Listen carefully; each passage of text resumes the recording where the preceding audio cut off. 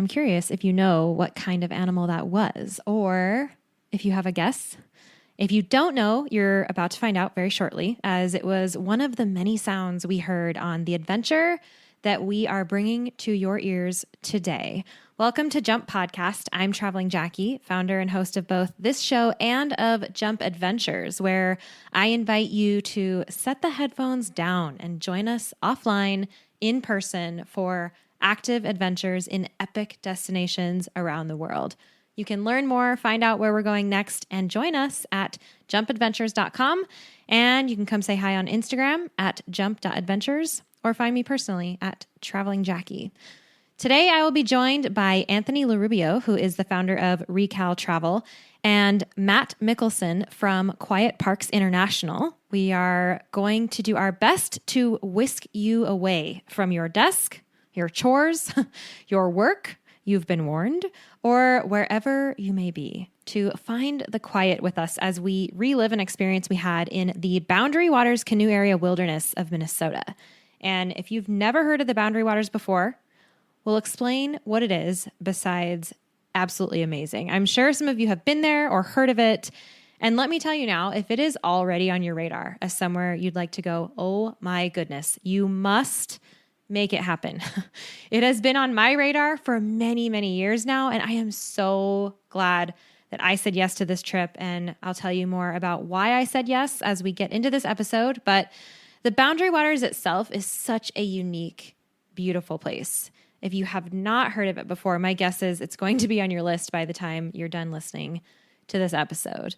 Imagine right now just being on a quiet lake in a canoe with friends, and the only thing you see for miles and miles as you paddle and portage between lakes are trees, birds, fish, sun sparkles on the water, blue skies, and happy clouds. We had absolutely perfect weather when we were there. I know we got lucky, but this was my real experience. The only other people we saw were groups of people camping, canoeing, portaging, nothing else. No buildings, no engines, no motors. It was pure wilderness. So I'm excited to take you back with us today so we can share with you what we discovered there. But let me start by saying why this trip was important to me and why I did it, because that is the whole point of this intentional travel series that we are in. I mentioned that the Boundary Waters had been on my radar for quite a long time, but it's not a place you can just enter without a plan. It takes a lot of prep, equipment, not to mention permits, etc. So I had no idea how or when I would actually make it out there.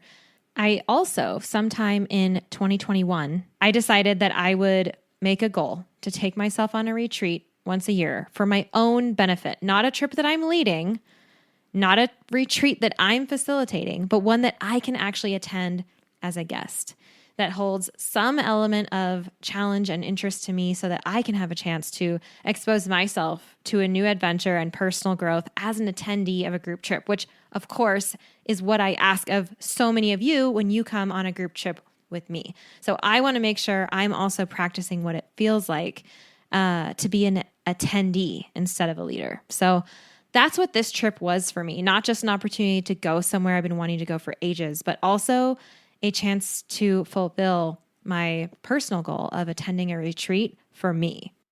Anthony is going to explain what Recal is and why they chose the Boundary Waters for this particular retreat. And we're going to talk about the nature of the retreat and all of our intentions going into it, what we actually did to sort of paint the picture for you of what it looks like to be out in the Boundary Waters. We'll share some of the special moments that we experienced, both individually and collectively, and we'll share what ultimately we took away from this retreat, which gets personal and vulnerable, and I'm sure a lot of you will be able to relate. And we have a pretty special and unique bonus for you at the very end that might just make your day. So I invite you to listen all the way through. And the icing on the cake here is that this trip is an experience that you can also attend. So if you like what you hear, definitely check out recaltravel.com to find out more. That's in the show notes, so don't worry about taking notes.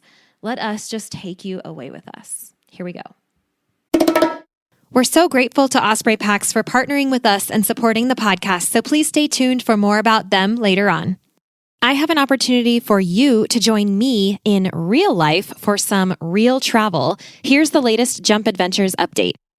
We are going to Greece for a bike and boat island hopping adventure this May 9th to 16th, 2025, and we still have space left. Check out jumpadventures.com to learn more and book now. We're going to have a yacht all to ourselves with ensuite cabins on board, so you get to sleep in the same bed every night as we start in Athens and make our way west toward the island of Corfu.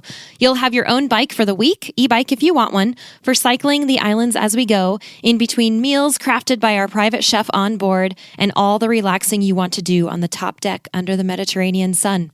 These bike and boat adventures are our most carefree and relaxed trips. All you have to do is say yes and show up, and there's still space. Head over to jumpadventures.com to grab your spot now, and we'll see you there. All right, we're on with Matt and Anthony. Thank you so much for taking the time to join me today and be here and chat about this amazing experience that we just had. Thanks so much for having me. Yeah, my pleasure. So I just briefly explained what you two are doing on this episode with me, but I'd like to give you each an opportunity to introduce yourselves and tell us just what you do and maybe why you're doing what you do. So Matt, do you want to go first?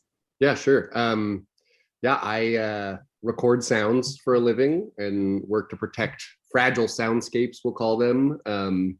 The idea being that there's like nowhere left on planet Earth we can listen to nature without noise pollution. And that's, an important, like the soundscape's an important resource, not only for humans to enjoy and feel like they're having a true wilderness experience, but also for animals and birds and creatures of the sea. All these things need sound to communicate. Noise pollution is pretty harmful to all living beings. I work with Quiet Parks International to try and recognize these places and protect them.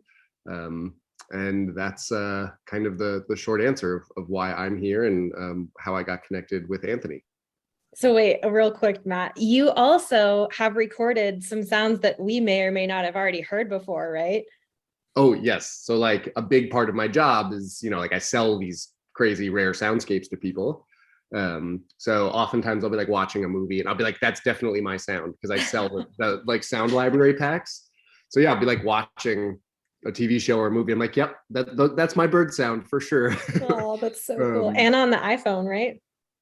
Well, I mean, technically, I can't say for certain whether or not my sounds are on the iPhone, but I have a hunch. Wink, wink. Also, the loon that you heard at the beginning of this podcast is Matt's. I don't own the loon, though. The loon is its own being. The loon is not Matt's. The sound recording, however, I was able to witness, and I was lucky enough to record that beautiful, beautiful loon on a lake just south of the Boundary Waters. Which does not have any reverb applied to it. That is pure it's a dry, nature. unedited recording. Super cool.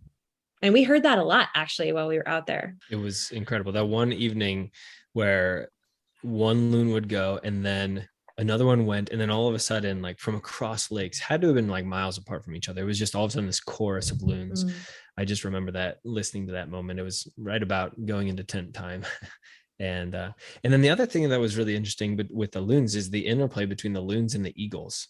I just felt like the loons gave a particular call when there was an eagle nearby. And Matt, I know you provided a little bit of background for maybe why that is when we were there. Just that I guess they don't like each other much, or I mean, I don't know, but we also make a sound when we see an eagle. Sometimes it's like, oh, yeah. Cool. True. So like everyone vocalizes when they see an eagle. It's just kind of what we do. Who knows why the loon does it? I think it's probably like some sort of an alarm because bald eagles in particular, are kind of they're a little bit mean birds. They'll just like eat anyone's eggs and displace nests and stuff. But so it's a beautiful sound either way.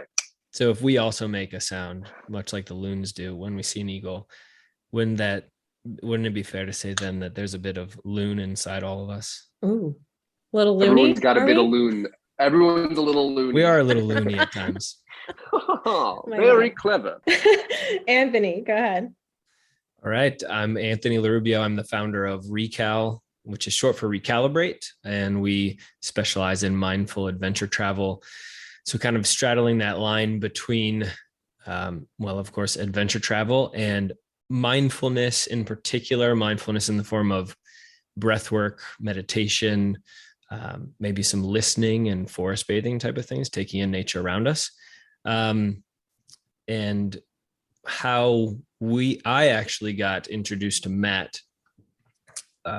We tried to look for some of the last remaining places in the world that are like the rawest forms of nature, because I believe that if we as humans can get out from our modern environments and go into nature as our bodies and minds kind of have known it for thousands of years prior to the type of environments that we now live in, then that actually sets the stage for the appropriate level of recalibration that we can achieve, because it's kind of like quote unquote home for our body and our mind.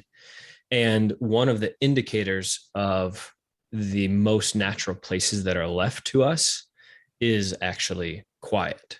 And so what Matt and his organization, Quiet Parks International, do is they find the quietest places in the world, aka they're the least amount of human-made noise in them. And so that is a great indication that this is a place for our bodies and our mind to recalibrate. And so in partnership with Quiet Parks International and Matt specifically, Recal created alongside them the Quiet Parks series of trips. And that's what led us to the Boundary Waters Canoe area in northern Minnesota. Yeah, which is basically what we're here to sort of recap today. It was our experience up there. And I have a feeling we're going to come back to a couple of things that you said right there throughout this conversation, because yeah, a lot of that really hit home for me while we were out there. So, but first of all, let's start with the Boundary Waters Canoe Area Wilderness, because I, even in the past couple of weeks, just telling people that that's where I've been, they're like, huh, what, what's that? Where is that? And so, yeah, maybe Matt, why don't you've been up there the most. Why don't you tell us, what is it? Just what is it? Where is it? And why is it a wilderness? Yeah, I too, before I moved to northern Minnesota, really didn't know about the Boundary Waters. It's this large swath of declared wilderness area that kind of runs along the northern border of the United States and Canada, north of Lake Superior. And yeah, it's been designated wilderness for a long time, but is not one of the most visited wilderness. It's pretty far out of the way. We hear about like the John Muir Wilderness, or we hear about all these other wilderness areas because they're a little bit more in the middle of things. The Boundary Waters is really hard to get to. You really got to meet it to go there. You don't just happen upon it. And it's canoe only. You can't like really take a backpacking trip into it. You really have to have a canoe and canoe camp along the way. So that involves things like portages and permitting and all this other stuff. But yeah, it's a really, really special place. Minnesota, they call it like the 10,000 lakes state, which is an underestimation of how many lakes are here. And in the Boundary Waters alone, there's like hundreds of lakes, all of which are off limits to motorized watercraft, which makes it really quiet and really, really special. So you get really far out really quick. It's a super special place. And will you explain what portaging is for anybody who missed that word? Yes, you take all your crap out of the canoe, put it on your back, and then put the canoe on your shoulders and hike in between lakes. So a lot of these lakes are like, they're not huge lakes. So you paddle the length of a lake and then you have to get out and walk to another lake. So on our trip, I think we did like 6 portages to get out to the first campsite that we did. So every time we show up, on the lake, paddle across it, get all of our stuff out, put the canoes on our shoulders, walk across the piece of land, put the canoes back in, load up our stuff, and paddle across the next lake. Which sounds kind of like a sufferfest, but actually I didn't think it was. I kind of thought it was fun. Like I always think backpacking is the ultimate form of human suffering. Portaging for some reason doesn't seem as bad to me. That's really funny. No, I'm sitting here with a huge smile on my face because just thinking about our portages was so fun, like preparing for them and scrambling in and around them and passing people on the trail and figuring out where the canoe will fit. And I'm pretty sure you took a spill once trying to get into the water. And okay. I may or may not have slipped on some mud, but and filled our canoe with mud. Okay. Well, I mean, I thought we were going to make me look cool on this podcast, but I guess not. Fine. Be that way. At least the spill happened in shallow water as opposed to some other members of our crew. Yeah, so true. Where they tipped it out in the open water. Right. We'll talk about that too in our recap. But first, okay, so what was before we get into like what we actually did, and because I definitely want to talk about even just how the trip went, and what we saw and what we heard and what we talked about and where we camped, and it was just so amazing. But first, let's talk about the intention of this trip, because this has been, I think this is most of like the intention, and what we took away is really what I want to cover, because it was so powerful. So maybe we can each share what our intention was, and then we'll talk about what we did, and then we'll talk about what we came away with. Sounds good. You go first, Anthony. Okay, I will definitely go first. I mean, I had a couple of different roles, though, I would say, on the trip. So I think my intention is not necessarily as a guest on the trip entirely. So I think with that comes a different angle or approach to this, but more so from a more of a passive guest perspective. My own intention on the trip, and I think this goes with any of our Quiet Park series trips, is how can I, amongst the external quiet of a place, how can I go inside and find inner quiet? Because it's one thing to go to a place that's been named quiet and has all natural sounds, but if we show up and our mind is ruminating on, the things we regret in the past or something coming up in the near future, the mind is not quiet at all. And so that's where the mindfulness practice comes in, I believe. And that's why it's a part of all of our Recal trips, to be able to be where your feet are, or, the concept of just this moment right now. So my intention was to find inner quiet alongside the external quiet. Then one of the bigger intentions for me as the founder of Recal, and also the coach on this particular trip from a mindfulness coach perspective. For those of you that don't know exactly, all of the Recal trips that we run, which we run some up in the Boundary Waters, in Glacier, in Montana, out in the Hoh Rainforest in Olympic National Park. We also have a Dark Sky series in the Anza Borrego Desert in California. So we've got various places that we go. Each one of our trips has a Recal coach that comes on it. And that coach is certified in various modalities of mindfulness, breathwork for sure being one of them, but guided meditations, yoga, all sorts of other things. I happen to be the coach on this trip. And my intention from that perspective was, yes, to take advantage of this immersive 4 days in the Boundary Waters and make the most out of that for everybody. However, my intention was to also share with everybody there some of the tools that they could bring back with them after the trip is over, and after this moment in time where you're away from your home environment, wherever that is, and the modern environment that might be full of stressors that may send you into an anxious state of mind or fight or flight mode with your nervous system. My intention was to hopefully share with everybody some tools and have those, learn some of those, teach some of those to them, have them learn them, and then be able to bring them back to be able to use to just live a more mindful and aware and more fulfilling life post-trip. I love that. Thank you for sharing that. Mm-hmm. Absolutely. Who's next? I'll go. Okay. I think that my intention the reason why I went on this trip was kind of as part research, actually. Like, we had spent so much time kind of creating the idea for these trips, and this trip was happening in my backyard, and Anthony was nice enough to invite me on it. So I feel like for me, it was really, I was expecting to kind of go and just like witness what was happening. I am very fortunate that I get to spend a lot of time in quiet, and I am a firm believer that spending time in quiet places makes your heart quiet and your mind quiet, in whatever way that means to you. We all have different ways that we interpret that. But oftentimes bringing people to these places is difficult. People are bad at sitting still and being quiet. It's just part of our culture. It's like we're always going and doing and have things on our mind, and we're productive.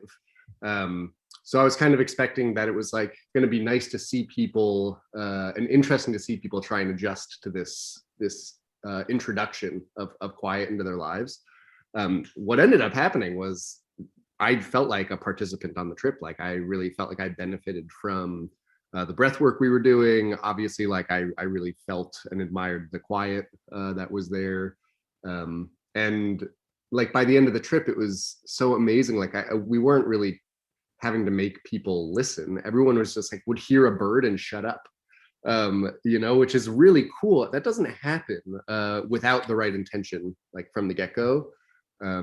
So yeah, I kind of was thrown off guard by how much I personally got out of it. Not because I didn't think it was going to be a great trip for everyone, but because I felt myself a little bit removed from it. But what ended up happening was I just felt like immediately really kind of at home with everyone on the trip, with the activities we were doing. And so it was a vacation. It was a mindfulness retreat for me, and I wasn't expecting it. It was so beautiful. Mm-hmm. I love that because I think, but what you guys both just said kind of segues into what I'm about to say, because I can relate to both of these things. First of all, Anthony, as a trip leader, that was where I understand the perspective thing, wanting to be part of the group, yet also having this responsibility that you created this experience. And there's a certain amount of responsibility and work, I'm putting this in quotes, that goes along with that. So I totally understand that. And because that's where I'm normally sitting on a trip like this, my intention was to lean in. That was like my word for this trip was I just wanted to lean in and see what would happen.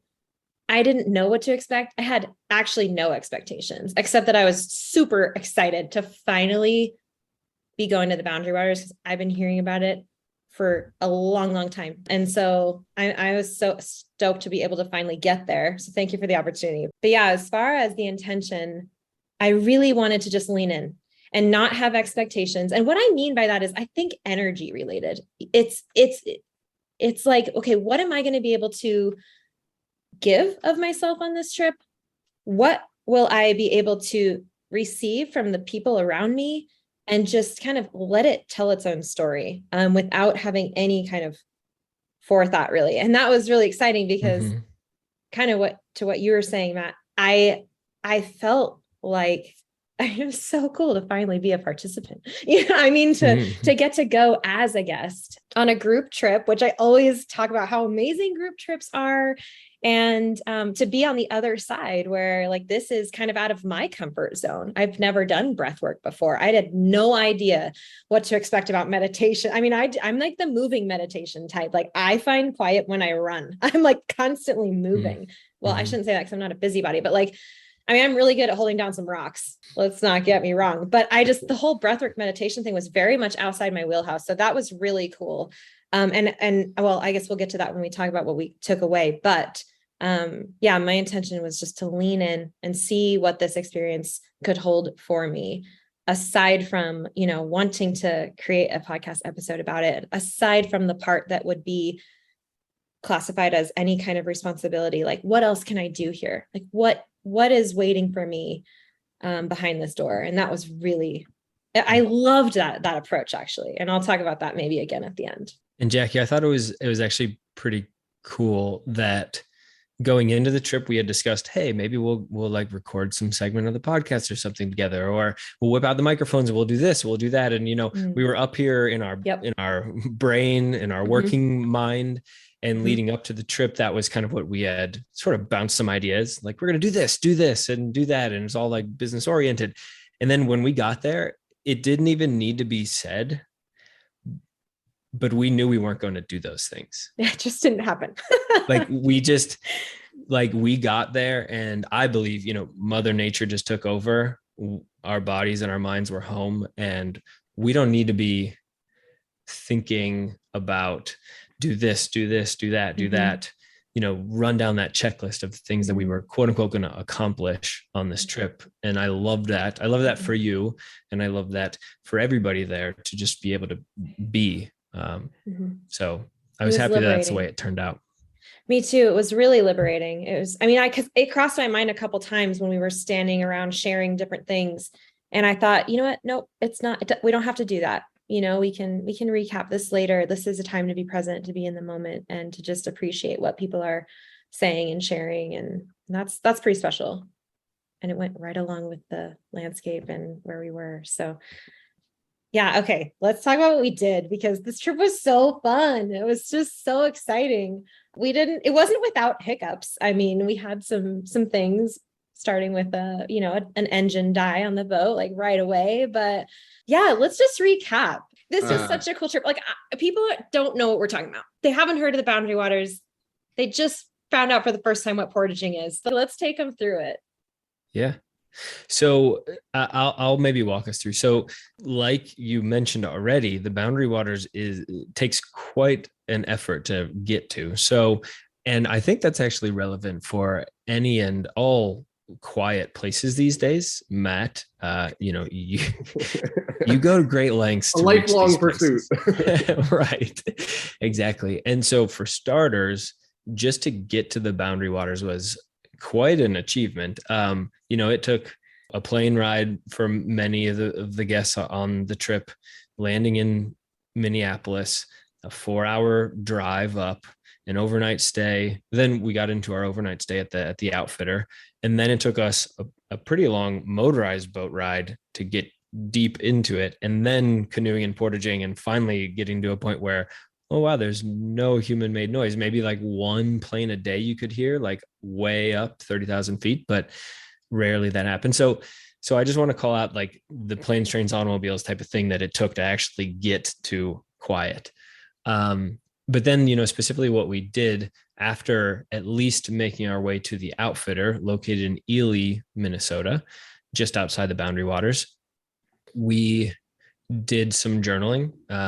And that's a core part of all Recal trips, is to have a journal for some introspection and whatnot. So y'all pause, because the journal that you gave us that people get on these Recal trips is dope.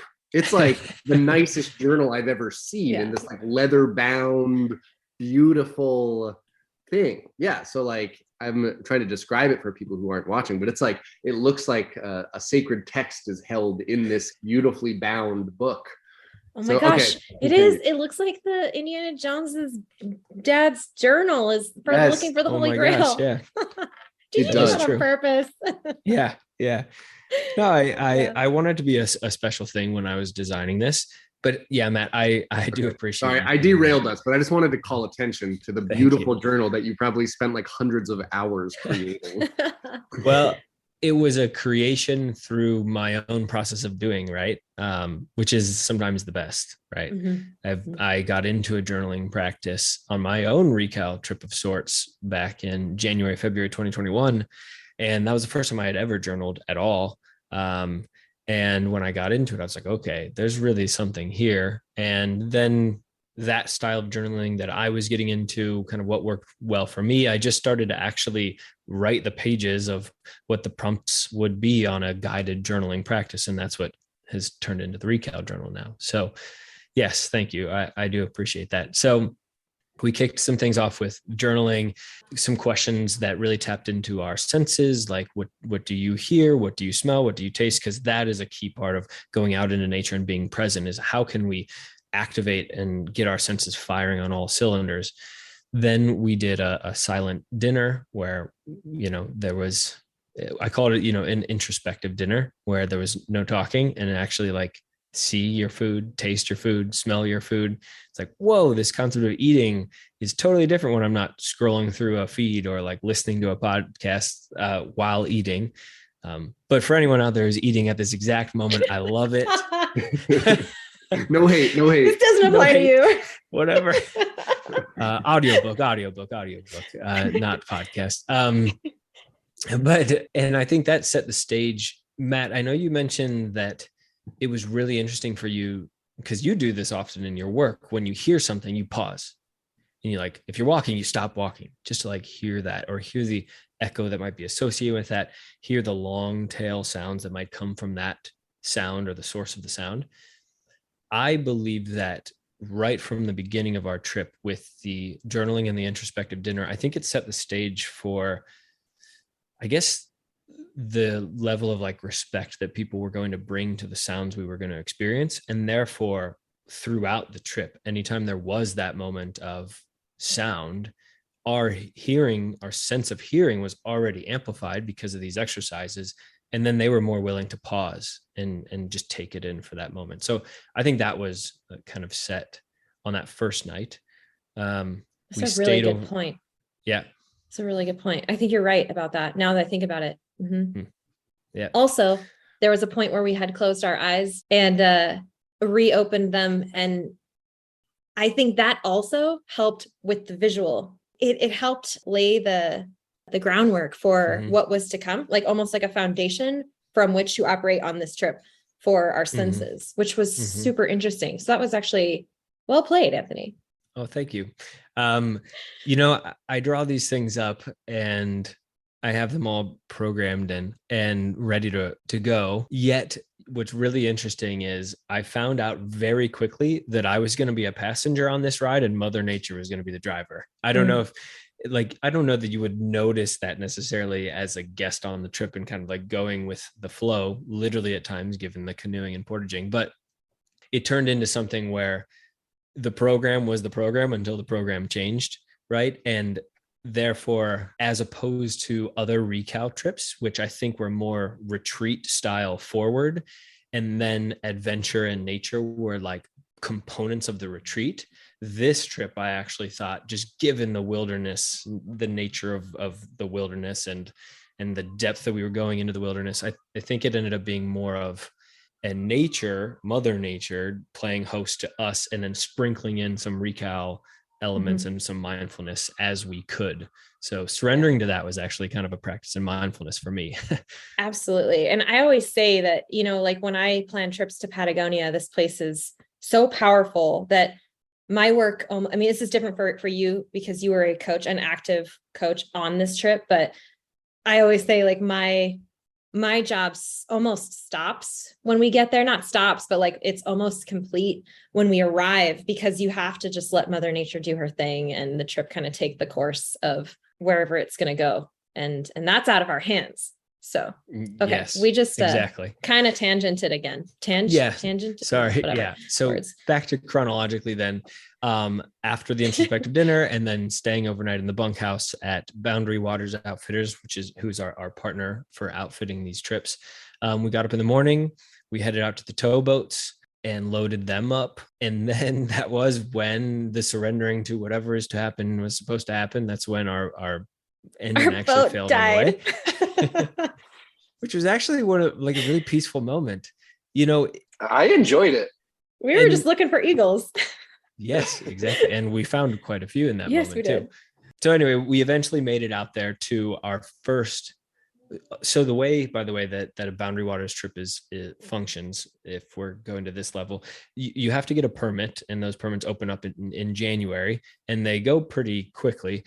When you get your permit, you do name an entry point, and that entry point has to be where you enter. We entered entry point 25, I believe, on Moose chain of lakes, and that entry limits the number of people that can go in at one time. It's 9 people and 4 canoes, in case you really want to get technical on what you can and can't bring in, including number of people.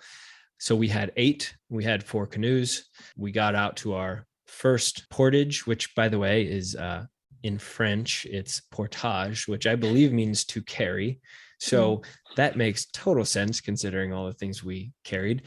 So then that began our trek into the wilderness, which was, canoeing, coming to a portage, getting out, throwing the canoe over your shoulders. If you're like Jackie, that means that you throw it on seamlessly and taking it down with grace and strength. I was just so impressed. There is a video out there on Instagram for anyone looking to watch. Jackie's very, very skilled portaging. I have to thank Matt for that though, because he was the one coaching me through it. And I stood there holding it on my shoulders until he finished coaching me. And then I thought, okay, I have to do this exactly like you told me. And then I did. So good job, coach. Thank you. I wish you had muted my voice though. I sound so annoying in that video. You had it the whole time. Right.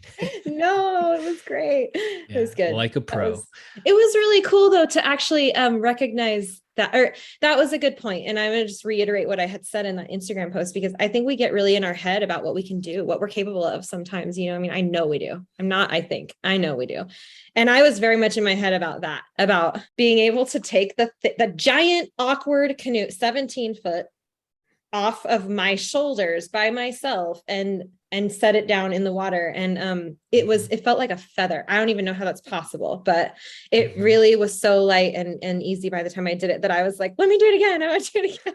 I like carried the canoe every time, I think. So not every time, but like a good 75% of the portages, I probably had a canoe on my shoulders. And I had been afraid of that at the beginning. And then I thought, no, I like a challenge. I want to do this. And sometimes you just have to commit and do the dang thing, right? We'll come right back to that. Let's take a moment now to thank our wonderful show sponsors. Osprey is the market leader in technical outdoor, travel, and everyday packs. And I've personally used Osprey packs since 2015. My favorites are the Fairview Trek 50 for multi-day hikes, the Cirrus 24 for day hikes, the Transporter Rolling Duffel 60, which is my trusty check luggage for faraway adventures, and of course, the countless packing cubes I use to organize everything that goes in them. We are proud to support each other on the podcast and beyond. We love getting outside, and we want to see more people outdoors. So find out more and join us at osprey.com. Yeah, as a team, and portaging does require teamwork quite a bit. I remember Lynn Ann asked for volunteers that were going to be the ones to carry the canoes, and Jackie, your hand shot up right from the beginnings. I do remember that. So yeah, it's really cool to do that. Yeah, that was cool. We did have one midwater rescue. That was hilarious. If your paddle on our first falls day, off, like the second lake. The second lake, I know. Like without wind on a sunny day, we had a loose paddle and a reach that went wrong. And his name is now Reach. Yeah, we have deemed him Reach.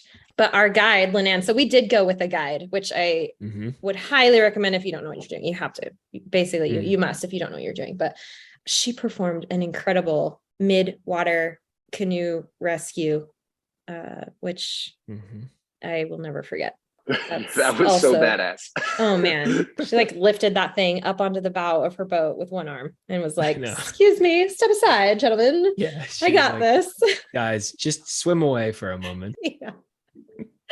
No, but we made it. We made it all the way out to Knife Lake. It was our destination for that day. And actually, I think it was only a couple of lakes in where we were on the border. So the trees to our left were Canada, and the trees to our right were Minnesota. And that was such a cool thing to be way up there on the map. Just, oh, hey, Canada. We weren't legally allowed to sleep on the Canadian side. So all the campsites were on the Minnesota side. But yeah, we found a really, really cool campsite that had natural stone steps up to a beautiful grass landing and campsite or tent sites in the woods. And all of these, all of the campsites are designated. They have a fire ring and rules about how to collect firewood, etc. And then they also have a latrine, which was super great for camping, which ended up being at every campsite. It's like a trail that goes off into the woods, deep into the woods. And there's just a throne in the woods without any walls, just a toilet.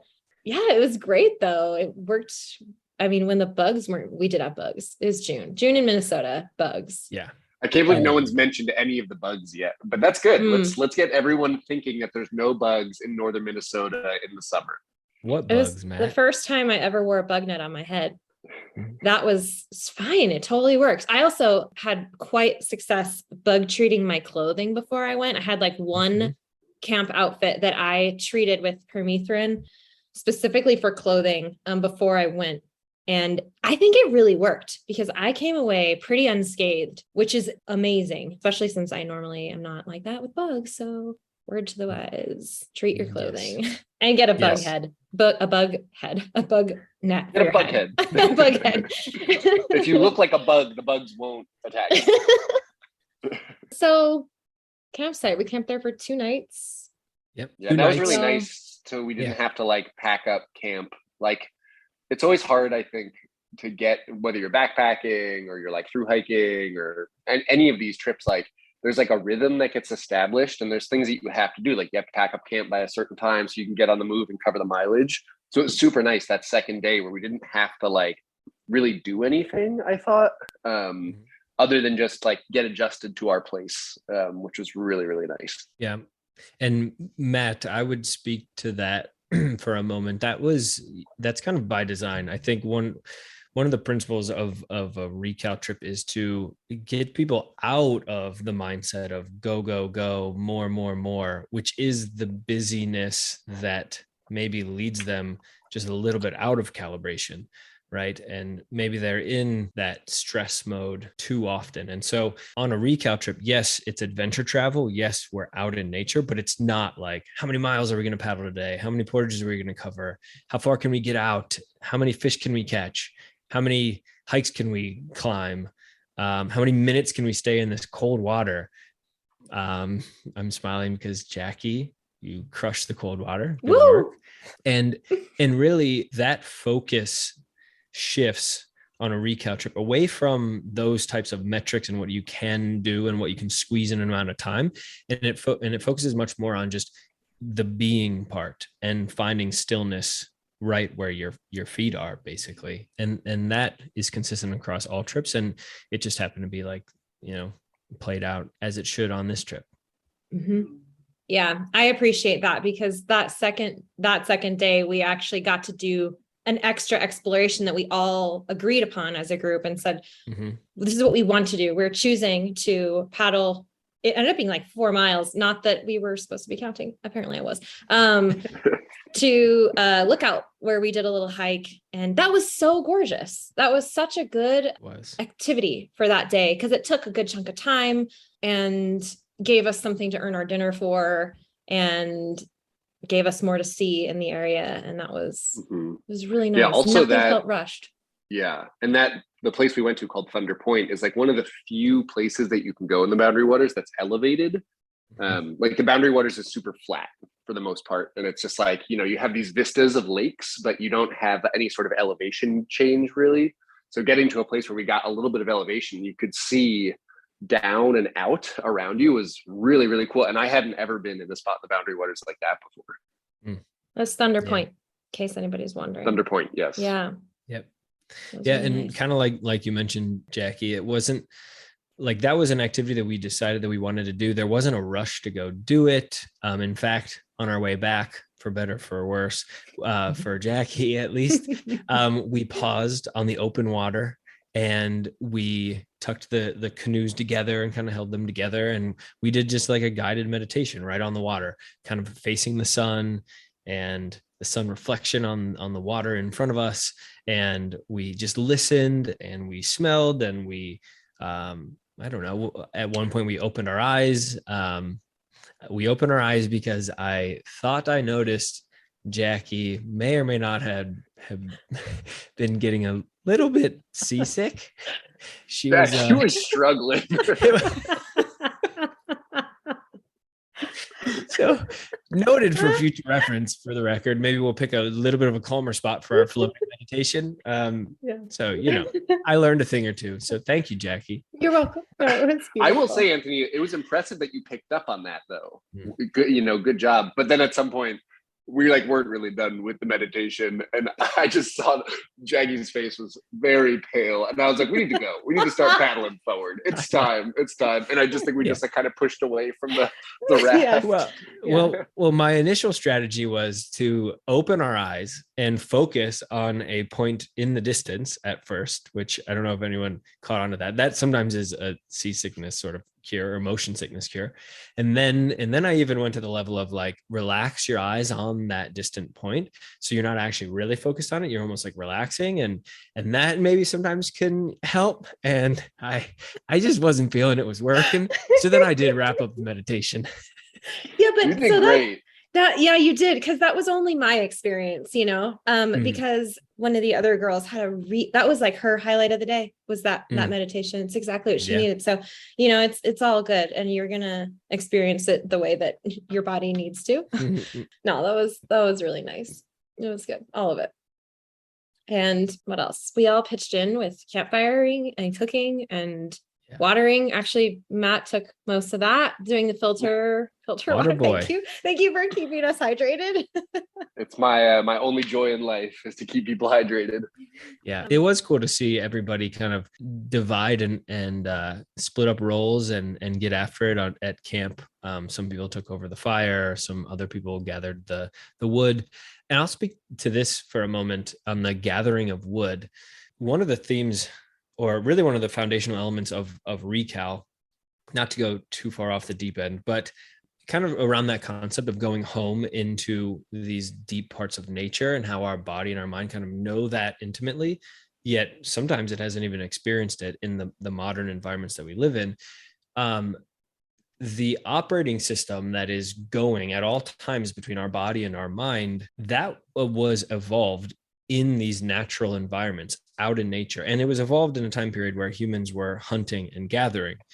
And one of the signs that I actually felt this while I was gathering wood, was this motivation to get the best piece of wood that I knew was going to light on fire. And it was the driest and the brownest and the downest, down, brown, and down, dry, Dead, brown, down, and down. brown. Dead. Yeah. Something. Dry, brown, and down. Dead, down, and brown. Dead, down, and brown. That's it. And that motivation to keep exploring and keep seeking the perfect firewood, I realized upon reflection, like, that's dopamine in action. That is my body that knows I'm here in this moment to provide for the people back at camp. And that type of like instinctual reaction, that's thousands of years in the making. And that to me was really cool to feel that type of recalibration, so to speak. It was a dopamine hit that definitely hit different than picking up my phone to check on social media to see validation that I'm accepted in the world, or that just deathly scroll and scroll and scroll. That's dopamine, but that is a light, unfulfilling type of dopamine. It was very different for me to be going and gathering that firewood. So yeah, I just wanted to speak to that. That was a moment of recognition for me. Yeah, I loved how I've been on a lot of trips and I've guided trips before. And a lot of the times, if you have like a big group and then a guide, everyone in the group just lets the guide do all like the cooking and like the camp kitchen setup and all that stuff, which isn't necessarily a bad thing. But I think everyone was really liked immediately the first night. Like, one of the guests was like, I'm going to cook dinner. And I've never cooked over a campfire before, but like, I'm going to like cook all this chicken over a campfire, perfectly cooked, by the way, which is quite a feat to like cook chicken breast over a campfire and it not dry out. Yes. But yeah, everyone just like was really excited to chip in, which is much different, I think, than a lot of other trips that I've been on, where it's like, okay, the guide does all the stuff and we're just here to like be served in some ways. And that was really, really cool to see. I agree. And I think everybody got to play to their strengths in that too. Because we all also, our guide was like so phenomenal. And she started out the trip and was like a regular guide, I felt like. And then by the end of the trip, she was like doing the breath work with us and like engaging in the mindfulness circles and the gratitude and all this stuff. It was like amazing to see that. It was like infectious. Like I really felt like the energy that everyone was bringing was like so infectious that she was like so into it. It was really cool. Yeah, she came up with the mindfulness walk to go gather rocks, especially ones that had different sounds associated with them. Because just to put it in or add a little more background to that, Knife Lake, which is the lake that we were on, where we camped the first 2 nights. Knife Lake is a pretty famous lake in the Boundary Waters. It's actually one of the earliest places in North America where there is evidence of human activity. And that activity is in the form of tools shaped out of rock. And the rock in Knife Lake, hence knife, it is very sharp. And as Jackie knows from attempting to skip said rock, that you gave me sabotage. Well, I couldn't let you win or stand there and watch you win at this rock skipping competition. So, yes. Yes, I can attest the rocks are very sharp. Right. And And so that's one of the really special things about Knife Lake is that it was one of the earliest places in North America where humans were actually creating tools out of these rocks. So our guide had us chipped in with coaching, basically came up with the mindful walking practice of going to find these rocks. And that was really cool just to like, I guess, tap into, I think it gained perspective for me of who I am, where I am in the context of the age and the history of a place, which I think is one of the really special things about travel in general. And Jackie, I know you talk about this a lot in how you're able to see perspective of yourself in the world by traveling. And that I think really spoke to me in that moment when we were on our walk to gather rocks and knowing just that these were so valuable to my ancestors at some point in time for their survival. And that's what eventually led, us to be here. So that was really special for me. I think we should each share a moment, something from the trip that stood out to us, because you are bringing me back now to a moment that I had when we were doing I think it was just breath work, if not meditation, something Anthony, on our stone steps leading down to the water at our campsite. And you asked us to lay down, and I had nobody below me, just the water. And I laid down and I could just see sunshine. Like the sun was just in my face, and it was great. It was also quite bright, and you put a jacket over my face, which was awesome because it felt like I was just in this cocoon of sunshine and I could just hear the water. And honestly, I was tracking with you through that whole thing. I heard you, but the only words I can remember you actually saying now are, "This is home," because it went back to what you said earlier about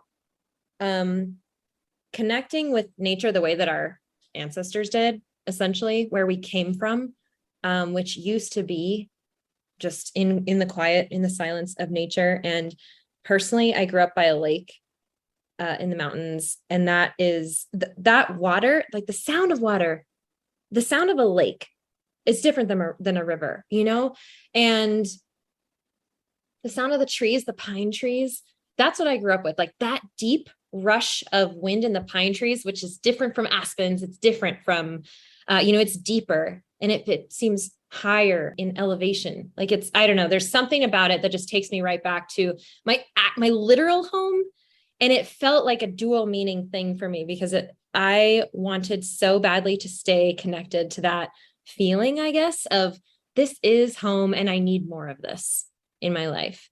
And I was just telling you guys before we hit the record button that I've been so aware of how much I have been indoors the last few days since we got back from this trip. And it's something I know that I have to really work towards, is spending time outside, because I do spend a lot of time outside, and I live in Montana, which is one of the wild places that we have in the contiguous US, and it seems to still not be enough for me. And so reconnecting with that sense of this is where I belong, like literally on the shore of a lake in the trees with the sun. Oh, I want to bottle that up and I want to drink from it every day. I loved it. So thank you for taking me there. Yeah. I would say something deep like you took yourself there, or a good coach would maybe say that, but I do believe that. Yeah. Matt, do you have you can go next if you would like, if you have a special moment in mind. I have many special moments in mind. I think I am lucky enough to spend a lot of time outside, but I spend a lot of that time alone outside. I love spending time alone outside. That for me is like where I go when I need clarity in life, when I need to calm myself, when I need answers. Like I go outside alone. But as a result, I think about going outside with a bunch of other people as not as enjoyable. Which I think this trip really solidified in my mind. Like that's just not true. And we're creatures of habit, but oftentimes if we engage with things outside of our habits, it's actually, you realize that your habits are formed for real reasons, but aren't necessarily the only thing you should be comfortable with. And in particular, at this moment, it was on our our second to last day, we spent 2 nights on Knife Lake, and then the last day we paddled most of the way back towards where we were going to get picked up by the towboat, but we spent a night on Birch Lake, I believe. And as we were kind of doing all the portages and making our way across the lakes, we stopped in the middle of this small lake for a lunch, and we all, instead of like getting out onto land to have lunch, we just rafted all the boats together and just like started pulling food out of the bags. And like I was sitting there making peanut butter and jelly wraps for everyone, and like PB&J machine over here. Yeah, that's my name. PB&J's my game. But yeah, we were like, tossing salami around and like trail mix, and there's like 8 of us in 4 boats rafted up, and we were all just like scooching back and forth, and it was just like it was such a nice time, just like eating lunch in the middle of the lake. And then we just kind of floated down the lake with the wind after we were done with lunch. And yeah, I have this photo of, I was in the rear of the canoe and Jackie's in the front, and it's just like we're just like both lounging out, like not paddling, just like probably eyes closed, just like really super relaxed. And that to me was like, yeah, one of the many special moments, but that moment in particular was like so beautiful for me, because it's like this time you can't have an experience like that alone. That stuff that can only be experienced in the company of other people. So that lunch was absolutely magical. It was so special to be, and I think everyone felt it. It was almost that we didn't even have to say it, yet someone did say it, and it just became this collective energy of, have you ever done this before? Like, will you ever do this again? This was so unique to just be floating down a lake and passing things around and just having the greatest time and laughing and looking for animals and then just drifting apart and sharing an unplanned, just happened to be kind of a moment of silence as we just like took it all in and appreciated, I think, where we were and what we had just shared, and so nice. I love that. Yeah. What about you, Anthony? Well, I'll actually mention one moment that I had that was very special in that moment, and then I'll mention the one I actually had thought of sharing. After, when we were just floating after that lunch, there's a really cool moment in time where I could feel the sun over me. I was in the front, I was in the bow of the canoe, so I didn't need to steer. And there was a moment where there was at least light rowing going on, or paddling, I should say. And I closed my eyes because everyone was already quiet already. It was like this literally unspoken moment of silence. And I just wanted to see how much I could amplify my sense of hearing in that moment. And what could I hear when the paddle kind of hits the water and just like gently drips in and then subtly kind of like grazes the water and then brings it back up, and you hear a little bit of dripping and then put it back in. But then that layered on all the layers of the sounds all around me, whether that was other paddles or other floating going on from other canoes, or a little bit further, the birds in the trees along the sides, or even further, just like maybe the white noise from the rushing water of the nearby portage we were about to go to.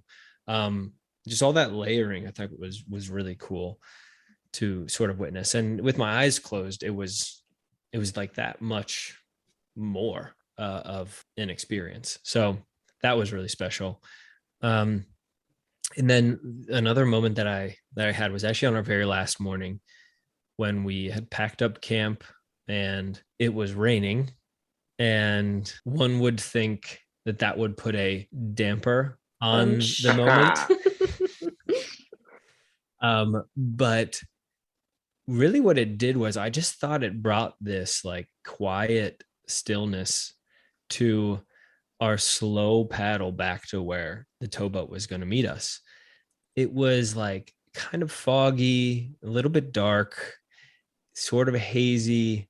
And then just all around you is the light drops of water just like hitting the water. And when the water droplet would hit the water for a split second, there'd be a little bead of water that'd be like white in color, and it would sit on top of the water and then it'd drop back in. And it was like that happening like all around. And I just like relaxed my eyes on watching that happen. And I just felt that collectively everybody was embracing the rain that was happening around us. It was like at that point in time, we had leaned so far into the natural elements of this place that we actually enjoyed being wet and being slightly cold, maybe. And I just think that speaks to the essence of going back home. That is a natural environment for us to be in rain. And I thought that was really cool to experience. I'm so with you on that. I loved that rain. That was such a special paddle. Mm-hmm. I have one more moment that I want to share that was actually both mine and Matt's, but I have to share it.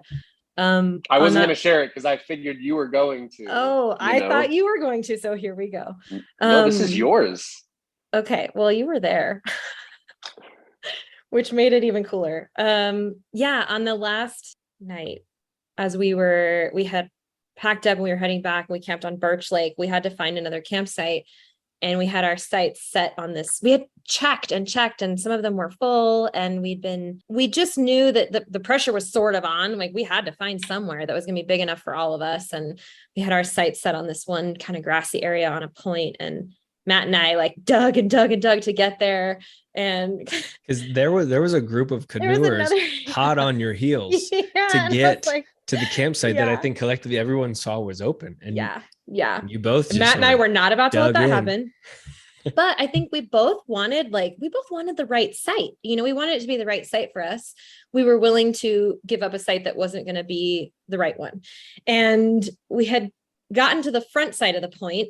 And one of our other canoe, I don't know if it was you, Anthony, somebody else was with us and they stayed at the front. We decided to paddle around the back to see if there was a different site around the other side of the point.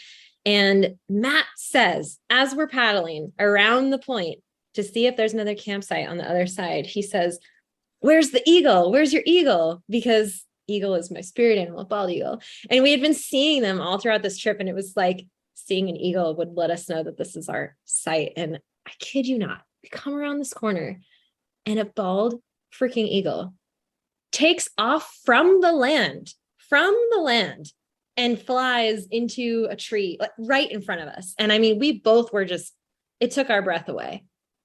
It was such a cool moment to witness this thing so close to us. I mean, we probably spooked it. I don't even know. And it went and sat in the tree just overlooking the bay behind this point, which ended up being one large campsite that we hadn't realized. It was the one that we had chosen, and it went through to the other side. And so this was the other side of that campsite. And we knew at that moment, we saw the eagle, that this was our site. And there were a couple of loons that were swimming offshore that were both looking at it. We're like, okay, I think this is where we're meant to be. And it was just a really, really cool moment. Yeah, that was super special. But it was full. Like this whole weekend was full of these moments. Yeah, it really was. They do. Dom Ross says, "The quieter you are, the more you can hear." And I think Ross? Yeah. Ram Dass? I was like, I don't know a Dom Ross. Ram Dass. Blow up your spot there, buddy. Dom I just want to make sure people weren't Googling for who's this Dom guy. Nope, not an Italian guy named Dom. Hey, yeah, sorry. Good work, you Matt. gotta have the special moments, you know? That's Matt's 9th accent for the record. I think we're beyond 9. I didn't think we would get through this podcast without hearing an accent for sure. But hey, Matt, I appreciate the correction. That way nobody is out there Googling the wrong name. I'm sorry. What were you going to say? Because you were going to say a quote by Ram Dass that is going to be phenomenal. By Ram Dass, which anything from him is phenomenal. Maybe if I could just get the name right. And that is, the quieter you are, the more you can hear. And I really do think that ended up playing out on our trip. I think there were just those many, many moments where we had the intention of being quiet and seeking external quiet, yes, but also internal quiet. And that enabled the internal quiet is what really enabled us to then hear more and see more and just be more connected with what was happening around us. Yeah, totally. Mm-hmm. Yeah, I think it always takes like time to let the busyness of our lives and our minds go. And by the end of that trip, we were all just there for whatever was going to happen. Mm-hmm. And there's no everyone was just like so receptive to letting those moments happen. It was so, so cool. Mm-hmm. And leaning in, which goes back to my intention, which actually brings me to, I think, what we could wrap up with, which is what did we take away from this trip? What I think we took probably a lot. We probably took a lot of things, but let's just choose like maybe one thing, maybe two each to share of what we took away from this trip and how we might implement that in our lives. I will start since I put this upon you. I actually really loved my intention. Like, it spoke to me a lot throughout the whole trip of this idea of just leaning in and just being there for what I can do. Whether that's something that I'm going to learn or something that I can share.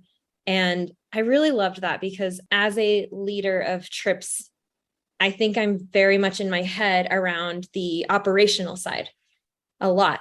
And it was really nice to come out of that. And I would love to be, I actually wrote about this for myself in my journal, to try and describe what that felt like so that I can go back and reread that to sort of almost bottle it up and try that again, even on my next group trip where I am on the operations side, but to remember what it felt like to lean in with that kind of different kind of energy. And I feel like that's almost vulnerable for me to be saying that, as I am speaking to all the people who know that I lead group trips, but I would really like to practice that in the future, is maybe leaning in a little differently on my own group trips, because it meant so much to me. And it is something that can be like, needs to be and can be compartmentalized as we are present on these trips with our people. That was one I'm going to share too. The other one is that feeling of home. Also, I want to pursue being outside so much more. And it's like I said before, it's something you really have to work towards, because I felt the exact same way after I came back from a month in Patagonia, where I was pretty much outside for a month, which is my happy place. Love it. And then what did I do? I kind of forgot about it. I mean, it was still sort of winter here in Montana. Okay, you got to work with your elements. But if you're making a decision, this is what I learned and this is what I want to do from that, if you really want to implement that, it's hard work. You got to do it if it means something to you. And this really means a lot to me. It really means a lot to me to be outside. And I need to just do that more. That's what I want to do. That was one of my takeaways. Even more. That's beautiful. I think one of my takeaways is more like a reaffirmation in some ways. I mean, I took away a lot of things. Something that's new for me that I took away is that I'm excited to spend more time with Anthony and engage with more breath work, because I had a really crazy experience during one of our breathwork sessions that was like totally new for me and very cool. So I'm really excited to like try and make that more a part of my life.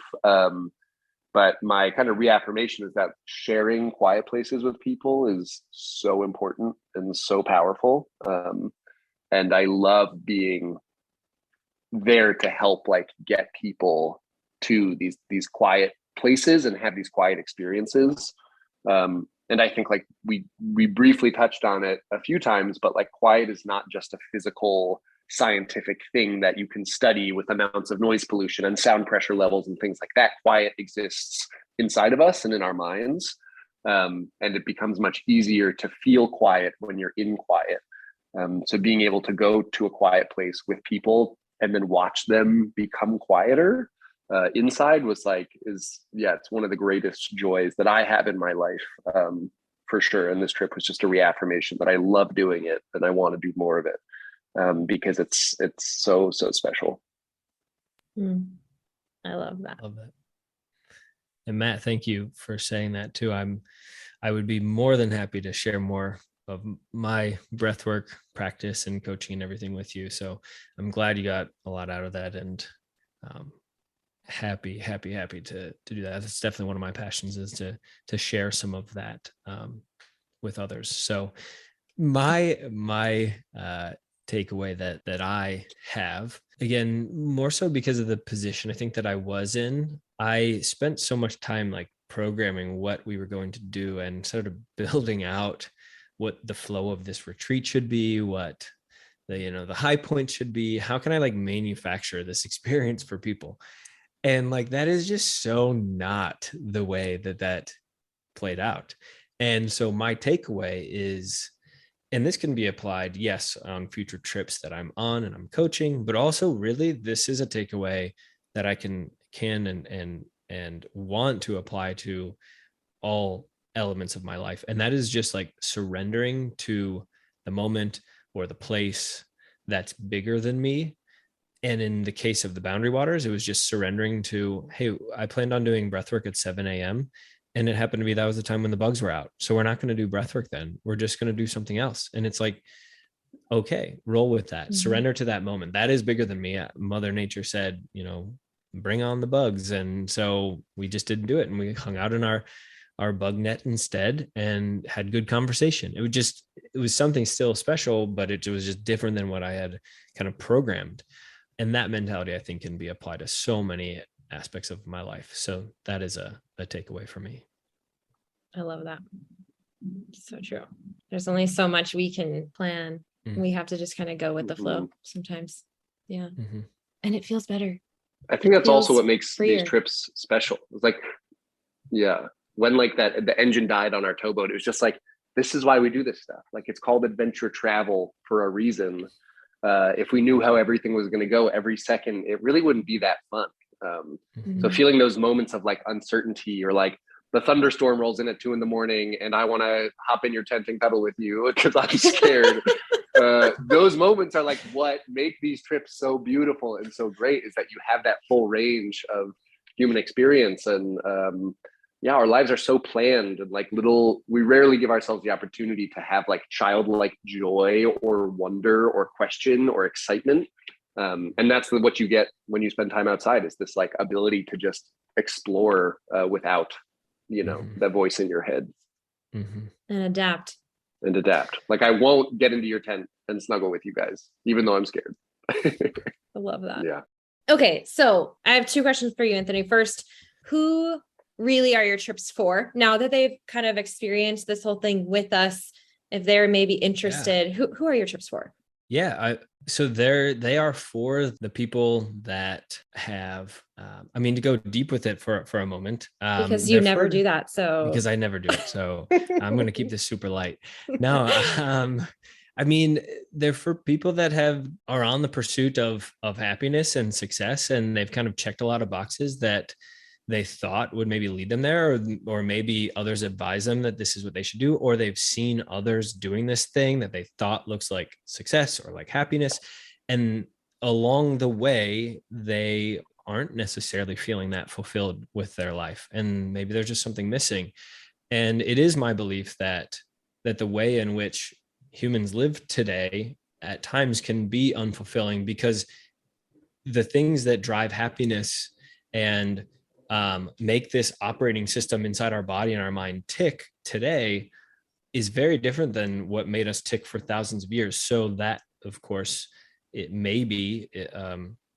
is where a recalibration is needed. And so it's for someone that is looking to get out from that modern environment, get out from the office and the 4 walls of their home or their office or their vehicle, or just the grind that is truthfully the stressors of modern life, and living and breathing in an activated stress mode often. This is that opportunity to get out into nature and use that combination of 3 things: nature immersion, adventure, and mindfulness to recalibrate.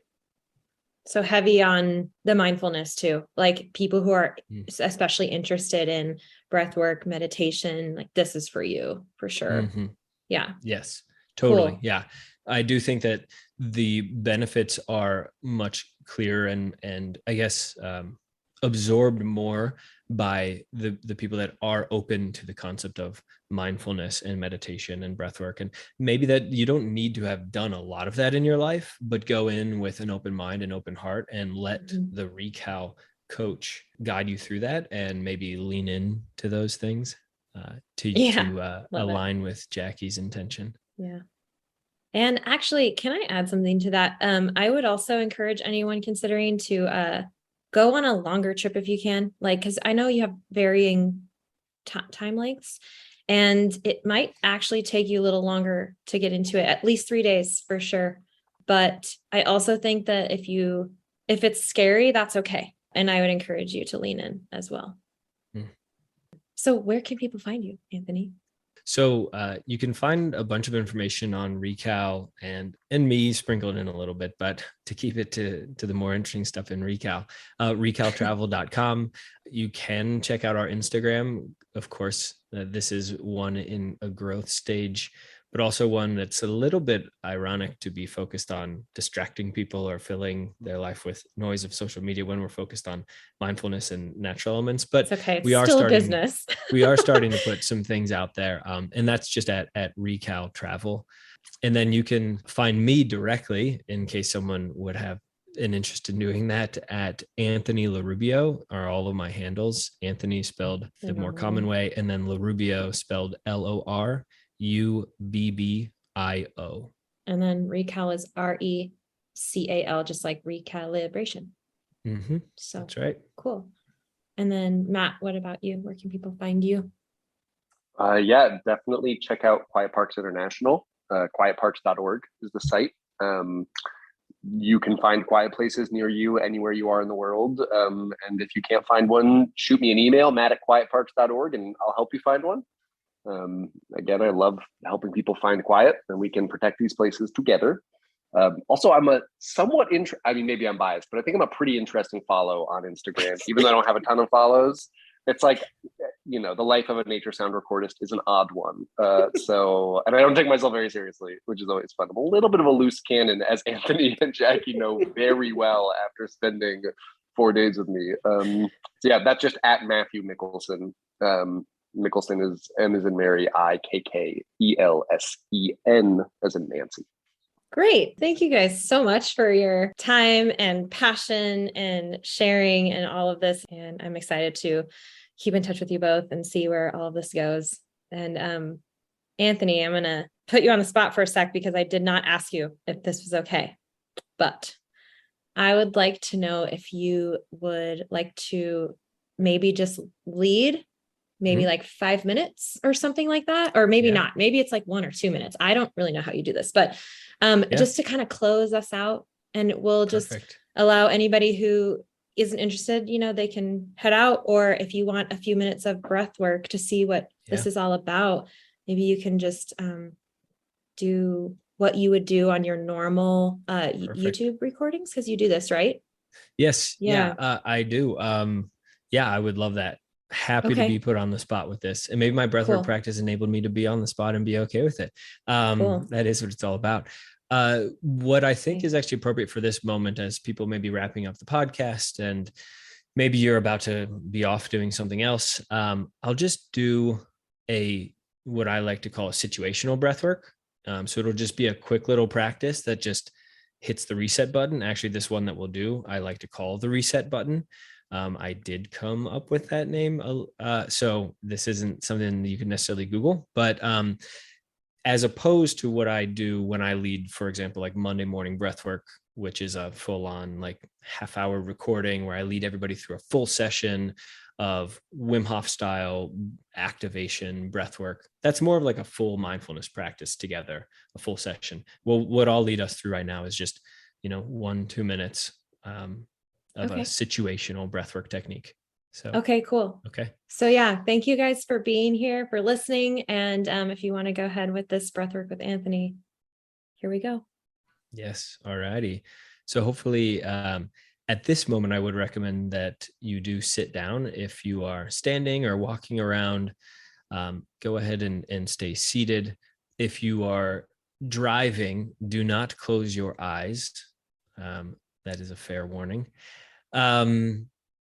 Just go ahead and sit down, sit up straight, long spine, and you can relax your shoulders down to your sides, hands either in your lap or just draped down to your sides. And go ahead and take a deep breath in through your nose and just let that go. And when you do, feel those shoulders soften downward. Breathe in through your nose again, deeply in. and audibly sigh that breath out. Now we'll begin a breathwork technique called the reset button. We will breathe in through our nose on a 3 count. We'll hold for just a 1 count. That's hitting the reset button. And then we're exhaling for a long 8. Because the exhale is longer than the inhale or the hold after the inhale, that means that we're down regulating our nervous system. So we are kind of just resetting out of stressful mode or fight or flight, and we are going more into rest and digest and socialize mode. So as you're seated again, go ahead and exhale any breath that you have out to begin. And now breathe in through your nose, 2, 3, hold, exhale, 2, 3, 4, 5, 6, 7, 8. In, 2, 3, hold, exhale, 2, 3, 4, 5, 6, 7, 8. In, 2, 3, hold, exhale, 2, 3, 4, 5, 6, 7, 8. One more. In, 2, 3, hold, exhale, 2, 3, 4, 5, 6, 7, 8. And now if your eyes are closed, you can go ahead and open them. Hopefully that feeling of the 1 second hold was like you hitting the reset button, and now you are ready for whatever is next in your day.